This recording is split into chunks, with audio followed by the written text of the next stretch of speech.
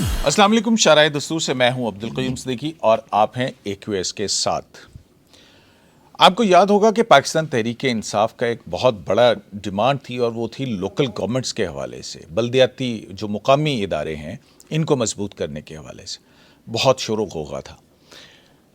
लेकिन बल्दियाती इदारों के इंतखाबात जो हैं वो कराने भी जो है वो सुप्रीम कोर्ट ऑफ पाकिस्तान की मुदाखलत पर पड़े थे।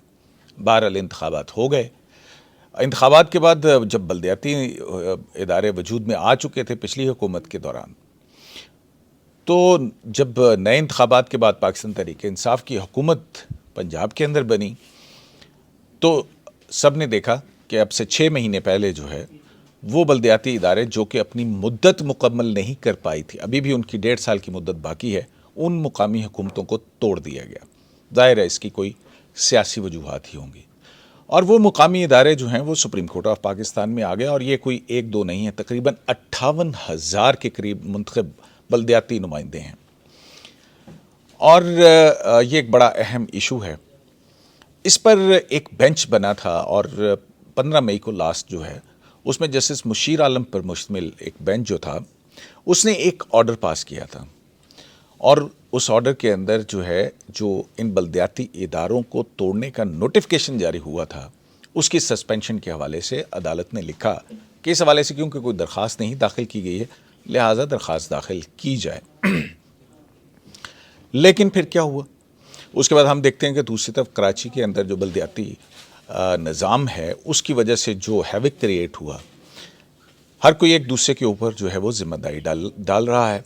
सूबाई हुकूमतें इख्तियारात मुंतकिल नहीं करती हैं, तो पाकिस्तान तहरीक इंसाफ भी गो के बहुत पहले ये दरख्वास्त दाखिल की गई थी लेकिन उस पर एतराज़ात थे। इनकी और MQM की दरख्वास्त भी पहले ही सुप्रीम कोर्ट में पड़ी थी। आज उसकी समाअत हुई है और चीफ जस्टिस की सरबराही में 3 रुकनी बेंच ने इसकी समाअत की है। लेकिन मज़े की बात यह है कि वो 3 रुकनी बेंच जिसने 15 मई या 13 मई को अपना हुक्म दिया था कि ये दरख्वास्त दाखिल की जाए पंजाब के बल्दियाती इदारे तोड़ने के नोटिफिकेशन की सस्पेंशन के ख़िलाफ़, वो मुकदमा उस बेंच के सामने तो नहीं, चीफ जस्टिस ऑफ पाकिस्तान के बेंच के सामने लग गया। इससे पहले भी हमने एक देखा कि जस्टिस काजी फ़ाइज़ ने नैब के अंदर तकर्रियों के चेयरमैन नैब के इख्तियारात से मुतल्लिक़ सो मोटो नोटिस लिया, तो वो मुकदमा भी काजी फ़ाइज़ के बेंच से चीफ जस्टिस पाकिस्तान की अदालत में हुआ और कुछ दिन पहले उसकी समाअत हुई और गैर मुअय्यना मुद्दत के लिए उसको मुलतवी कर दिया गया। आज भी बल्दियाती इदारों की जो हवाले से मुख्तलिफ दरख्वास्तें थीं MQM, पाकिस्तान तहरीक इंसाफ और पंजाब के अंदर मुख्तलिफ बल्दियाती नुमाइंदों की, उन पर नोटिस तो जारी हो गए हैं और समाअत 3 अक्टूबर के बाद किसी हफ्ते के अंदर जो है वो मुकर्रर हो गया। आज की समाअत के अंदर क्या हुआ और ये क्यों हो रहा है कि बेंच बदल क्यों रहे हैं, इस पर बात करेंगे। मेरे साथ मौजूद हैं जनाब हसनात मलिक एक्सप्रेस ट्रिब्यून से और जनाब जहांज़ेब अब्बासी न्यू TV से। तो पहले हसनात साहब आपसे शुरू करते हैं। आपको ये गैर मामूली लगा है ये सारी सूरत हाल या ये एक रूटीन का मामला है? हाँ, बेंच के अंदर कभी एक में लग जाता है कभी दूसरे में लग जाता है, ये मामला इस तरह से ही चलते हैं? शुक्रिया क़य्यूम साहब। मेरा ख्याल है 10 साल मुझे भी अब ज़्यादा हो गया है रिपोर्टिंग करते, आपको भी। जब एक बेंच कॉग्निजेंस ले या एक केस स्पेशल बेंच बना दिया जाए तो फिर बेंच से केस उठा के दूसरे बेंच में ट्रांसफ़र बड़ा एज्यूम तो यही किया जाएगा कि पार्ट हर्ड मैटर है। हाँ, पार्ट मतलब उसमें लिखा नहीं जाता, लेकिन ये एक कर्टसी होती है कि अब एक बेंच ने केस मतलब टेकअप कर लिया, चाहे वो सो मोटो था नैब के हवाले से। इवन उन्होंने ये नहीं कहा कि ये फाइल चीफ जस्टिस के सामने रखें और वो सो मोटो ले, उन्होंने सो मोटो ले के उस बेंच ने कहा कि जी फाइल सेपरेट सो मोटो की बनाई जाए। नहीं, अच्छा, इसमें, वो भी इसमें उठा दिया। हसनात मुझे ये बताएं कि 13 मई का जो जस्टिस मुशीर आलम के बेंच का जो ऑर्डर था 13 जुलाई का जी, तो वो था क्या असल में? 4 पेजेस का ऑर्डर था, उसमें ये स्पेशल बेंच था, सीनियर मोस्ट जजेस जस्टिस मुशीर आलम, जस्टिस उमर अता बंदयाल और एक जस्टिस अमीनुद्दीन खान थे जो एक जूनियर थे, इन पे था। तो पंजाब के लोकल बॉडी के हवाले से 184(3) की थी कि जी 2 उसमें इशूज़ थे। एक ये था कि जी जो लोकल बॉडी का कि जी हमें सस्पेंड कर दिया गया, इवन डिसमिस कर दिया गया, हमारा टेनोर रहता था ये मतलब इलीगली। दूसरा उन्होंने कहा जो कानून लेके आए हैं PTI पंजाब गवर्नमेंट वो कंट्राडिक्टरी है या वायलेशन ऑफ 140A 140A کے ہے.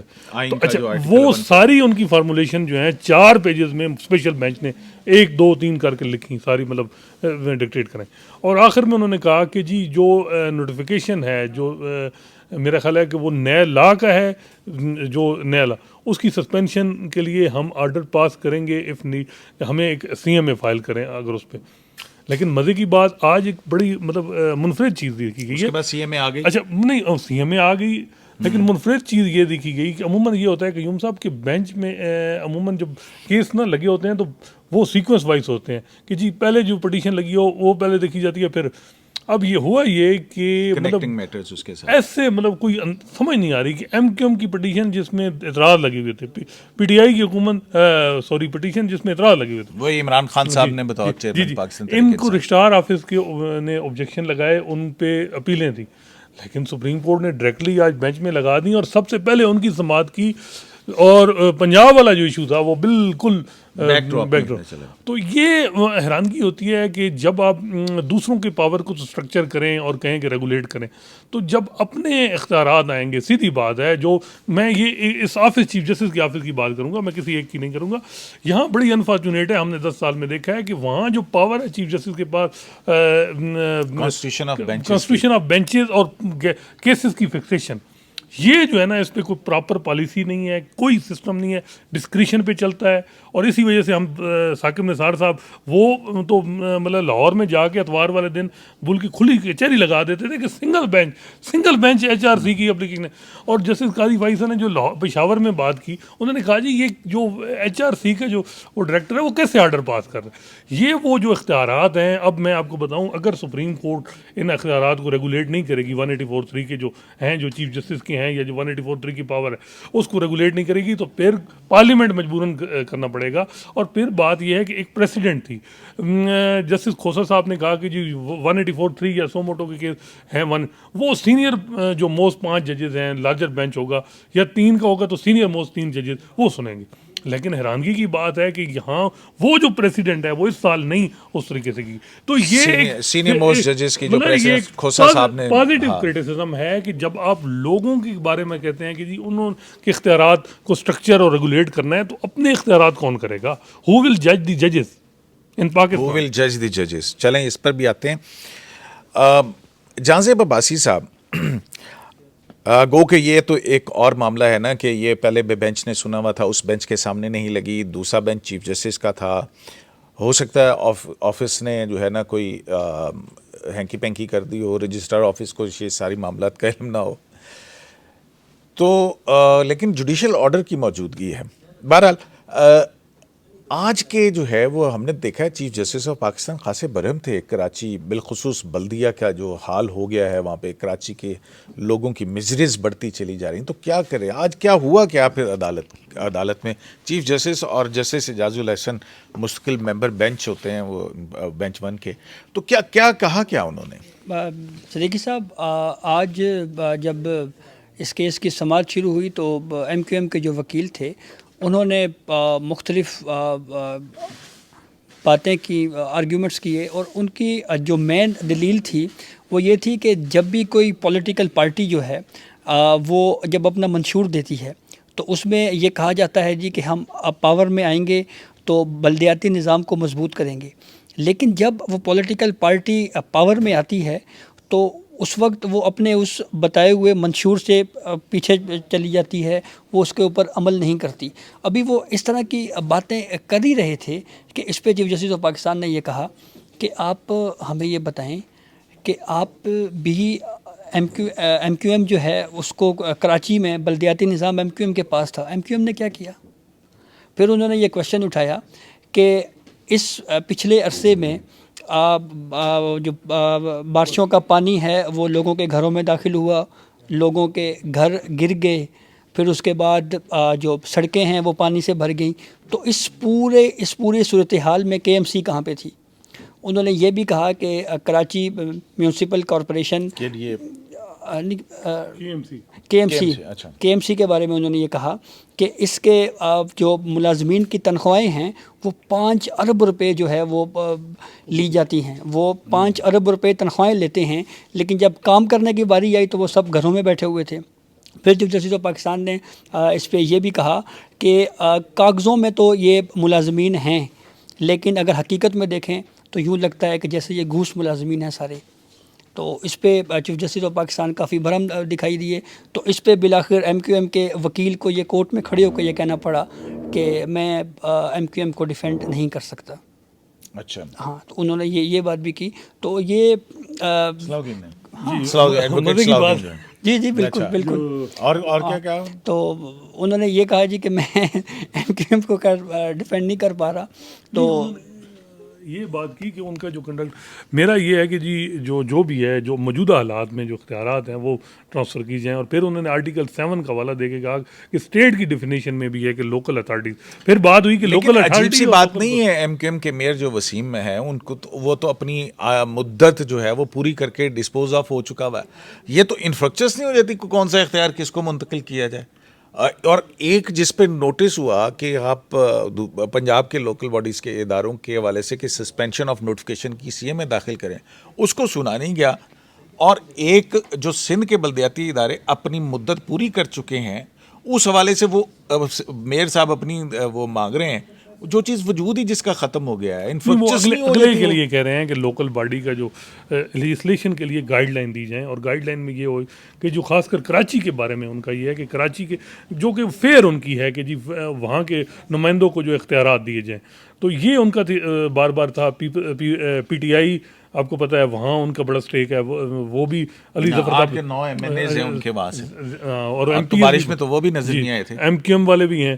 اور پھر آپ کو پتہ ہے مطلب اس بینچ نے بھی آپ کو دیکھا ہے کہ ان کا بھی کافی فوکس جو ہے ریلوے سرکولر کے حوالے سے بھی بڑے انیشیٹو لیے ہیں. پھر یہ کراچی ایک سینسٹیو ایشو تو ہے، جینوئن ایشو ہے. اور مطلب آپ کے بھی اور میرے دل میں بھی یعنی اور چیف صاحب کے بھی ہوگا کہ یار کراچی کیسے جو آج سے 30 سال پہلے پاکستان کا اکنامک ہب ہے ویسے بھی جو ٹھیک ہے. اور اتنا عموماً جو ہے وہ کراچی سے 70% آف آپ کا ٹیکس جو ہے وہ کیسر بنگالی کا آرٹیکل کا ذکر کیا کہ جی پیپلز پارٹی کے جو فائنانس منسٹر تھے ان سابق کوئی، انہوں نے بھی یہی بات کی کہ جو لوکل باڈی کے جو اختیارات ہیں صحیح طریقے سے وہ ٹرانسفر نہیں کیے گئے. یہ ایک مطلب جینوئن نہیں، یہ تو ایک جینوئن ہے نا. آپ دیکھیں گے ایون دین کہ پنجاب کے اندر بھی پہلے بھی یہی ہوتا رہا کہ پنجاب کی صوبائی حکومت اپنے اختیارات بالخصوص فائنینشیل انڈیپینڈنس جو ہے اور ٹیکسیشن کا اختیار جو ہے وہ نہیں دیا جاتا. اسلام آباد کے اندر بھی ہے. یہی کہا انہوں نے کہا کہ اسلام آباد کے جو لوکل نمائندے ہیں وہ رو رہے ہیں کہ ہمیں کوئی اختیارات نہیں دے رہا. اسد عمر صاحب سامنے بیٹھے تھے. آج میں مزے کی بات ہے اسد عمر صاحب، یہ تو بتائیں کون تھا کون ہے. تو کافی جمگٹا تھا. احسن اقبال بھی تھے، اسد عمر بھی تھے، اور فرحت اللہ بابر صاحب تھے. مطلب پیپلز پارٹی بھی تھی، ایم کیو ایم بھی تھی. اور کتنی افسوسناک بات ہے کہ ہم صاحب یہ سیاسی میٹر ہیں. لیجسلیشن کے حوالے سے آپ نے دیکھنا ہے، آپ سپریم کورٹ سے گائیڈ لائن لے رہے ہیں، آپ خود نہیں بیٹھ کے کر سکتے. یہ جو لمحہ فکری ہے اور اس وقت جو 1-2 سال سے ہو رہا ہے کہ ٹیبل پہ سیاسی لوگ نہیں بیٹھ کے وہ لیجسلیشن کے حوالے سے کوئی کر سکتے کہ کوئی معاملہ کریں. انہیں کوئی ایڈمنسٹریٹر بھی لگانا ہو تو کوئی اور آدمی آ کے انہیں بٹھاتا ہے اور وہ کہتا ہے کہ جی یہ کریں. تو پھر جیسے ابھی جیسے ایک ارینجمنٹ جو ہے وہ کراچی کے معاملات کو ٹھیک کرنے کے لیے ایک ایڈمنسٹریٹو سائڈ کے اوپر ہو رہا ہے. اس میں بھی مطلب ہمارے جو حساس ادارے ہیں ان کی بھی تھا کہ انہوں نے ان کو بٹھایا کہ جی یہ معاملات کریں. کمیٹی بنائی گئی. مطلب یہ بھی بڑی افسوسناک بات ہے کہ ہمارے پولیٹیشینز جو ہیں وہ بیٹھ کے اسد عمر صاحب اور احسن اقبال دونوں بیٹھ کے، یا پیپلز پارٹی کی فرحت اللہ بابر تینوں بیٹھ کے کیا وہ نہیں بنا سکتے لیجسلیشن اور جو پراپر جو ہے وہ ٹرانسفر جو ایڈمنسٹریٹو اور فائنینشیل میٹر جو ہے ٹرانسفر ہوں گراس روٹ لیول پہ. لیکن نہیں ہو رہا. اور پھر وہ سپریم کورٹ میں آتے ہیں اور سپریم لیکن وہ لیجسلیشن تو پروونشل گورنمنٹس نے کرنی ہے نا. وہ میں یہی کہہ رہا ہوں نا، پولیٹیکل پارٹیز کے حوالے سے تو وہ اس نے کرنی ہے.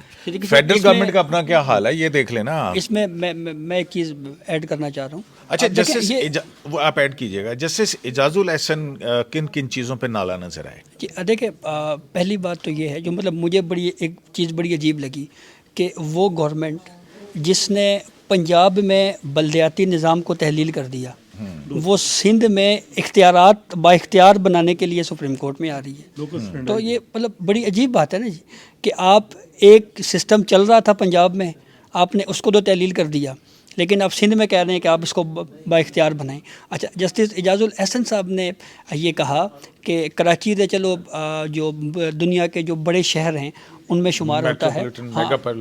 اسلام آباد ایک چھوٹا سا شہر ہے. ہم نے یہاں بھی دیکھا کہ یہاں پہ بھی اختیارات کی جنگ رہی. اور جسٹس اعجاز الاحسن نے یہ بھی کہا کہ میئر کا جو معاملہ ہے اختیارات کا وہ مختلف کورٹس میں بھی زیر سماعت رہا. انہوں نے یہ بھی کہا کہ جو ویسٹ مینجمنٹ جو ہے وہ محکمہ جو ہے وہ میئر کے انڈر ہے, لیکن ویسٹ مینجمنٹ کے جو ملازمین ہیں وہ سی ڈی اے کے ہیں. تو یہ اختیارات کا بھی اس میں جو ہے وہ معاملہ جو ہے وہ ٹکراؤ رہا. تو اس کے اوپر بھی انہوں نے کافی جو ہے وہ بات کی. لیکن چیف صاحب کا یہ کہنا تھا کہ کراچی کے حوالے سے جو بھی سسٹم تھا رہا ہے پہلے بھی کوئی کیا اس نے کی, ایون انہوں نے کہا ایم کیو ایم کے دور میں کون سا مطلب وہاں دیکھیں وہاں اور تو نعمت اللہ خان صاحب مرحوم جو ہیں ان کے دور کے اندر تو بہت ڈیولپمنٹ کا کام ہوا تھا, اور اس کے فالو اپ میں جو وہ اپنے جنہوں نے نئی پارٹی بنا لی ہے, پہلے ایم کیو ایم میں تھے, کیا نام ہے ان کا, مصطفیٰ کیا ہے کمال, مصطفیٰ کمال. جی لیکن قیوم صاحب اور کباتیں بڑی آ گئی تھیں, چائنا کٹنگ اور پتہ یہ وہ آپ کو پتہ ہے, اور بڑی لوگ وہ چیف صاحب تو ظاہری بات ہے وہ انہیں پتہ ہے کہ کراچی میں کیا کچھ 2005 کے بعد جو کچھ مطلب الطاف صاحب کی گورنمنٹ, الطاف حسین کی رہی, تو انہوں نے جو کچھ کیا وہ انہوں نے کہا کہ کوئی بھی سسٹم جو ہے وہ انہوں نے بیڈلی وہ مطلب چلا ہے وہ بالکل ٹھیک ہو گیا. پہلی بات تو یہ ہے کہ کوئی بھی مطمئن نہیں, نہ عدالت مطمئن ہے, نہ فیڈرل گورنمنٹ اپنا کام نہیں کر رہی ہے, لیکن اس کو سندھ کا کام بہت عزیز ہے. اور وہ حکومت جو پنجاب کے اندر بلدیاتی ادارے توڑ رہی ہے وہ سندھ کے بلدیاتی اداروں کے لیے آئینی درخواست لے کے یہاں پہ آئی ہے. اور حکومتیں کوئی بھی ہوں, چاہے وہ نون لیگ کی ہو, چاہے وہ نون لیگ کی حکومت ہو, وہ لوکل باڈیز الیکشن نہیں کراتے ہیں. اور کب کرواتے ہیں؟ جب سپریم کورٹ آف پاکستان اور سپریم کورٹ جو اپنے معاملات ریگولیٹ کرنے ہیں جنہوں نے چیف جسٹس کا اختیار یعنی اس آفس کا, دیکھیں پاکستان بار کونسل کے وائس چیئرمین عابد ساقی صاحب نے کیا کہا کہ اسٹرکچر کریں, ریگولیٹ کریں 184(3). آصف سعید کوثر صاحب نے ایک باقاعدہ پرپوزل دی, فل کورٹ میٹنگ, آپ کو پتہ ہے رجسٹرار کو اٹھا دیا تھا کہ جی علیحدہ سٹنگ ہوگی میٹنگ, وہاں کنسنسس نہیں ہوا, پھر کمیٹی بنا دی گئی, لیکن 184(3) میں کوئی شیپ نہیں. اب مسئلہ یہ ہے کہ جب آپ بینچ بنائیں گے پک اینڈ چوز ججز کی, تو پھر سوالات اٹھیں گے.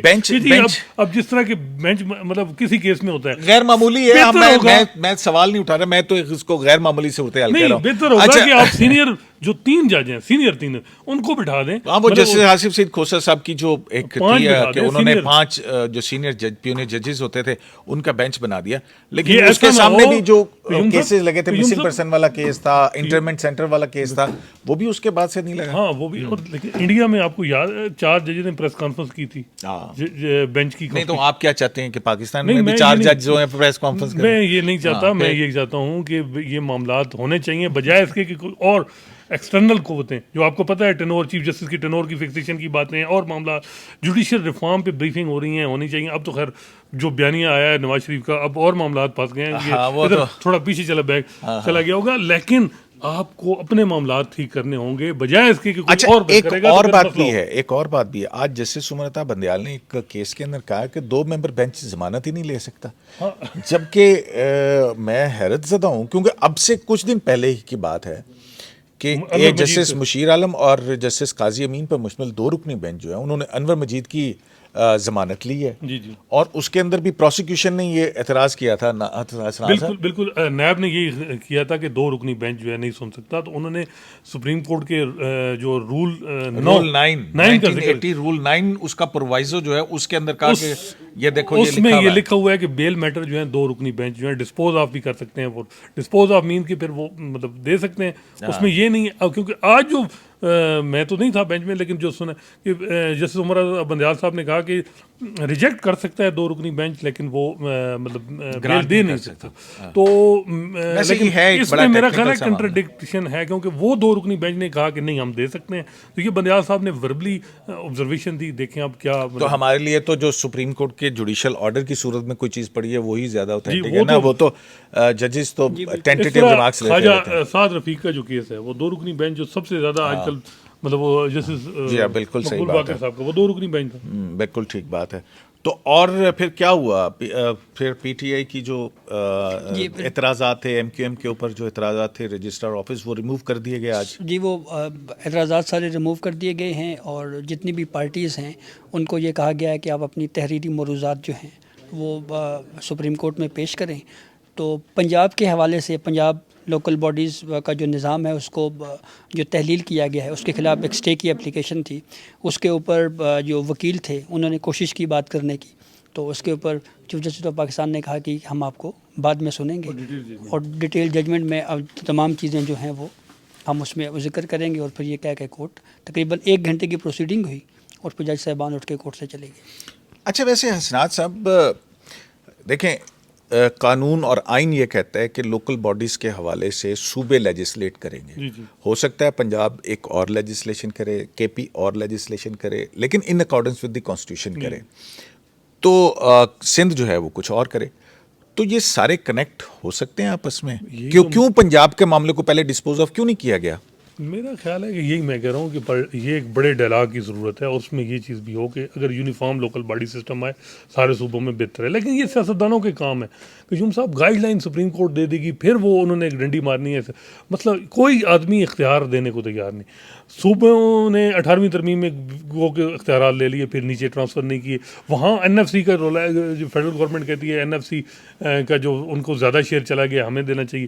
اچھا جو پنجاب پروونس فائنانس کمیشن ہوتا ہے جو ضلعوں میں دیتے ہیں وہ ضلعوں میں نہیں دیتے. اور بڑی اور پھر نون لیگ نے بھی ایک غلط کیا, انہوں نے بھی تحفظ نہیں دیا لیجسلیشن کی لوکل باڈی کی. ان کو چاہیے تھا کہ وہ اس کو سیکیور کرتے ہو تاکہ لیکن یار کانسٹیٹیوشن کے اندر تو ہے نا کہ آئینی مدت ہے 4 سال کی. نہیں, وہ تو ہے نا. میں یہی لاہور میں آپ کو پتہ ہے 2 سال سے کیس چل رہا ہے یہی ان کا لوکل ریپرزینٹیو, وہ ابھی تک ڈیسائیڈ نہیں ہوا.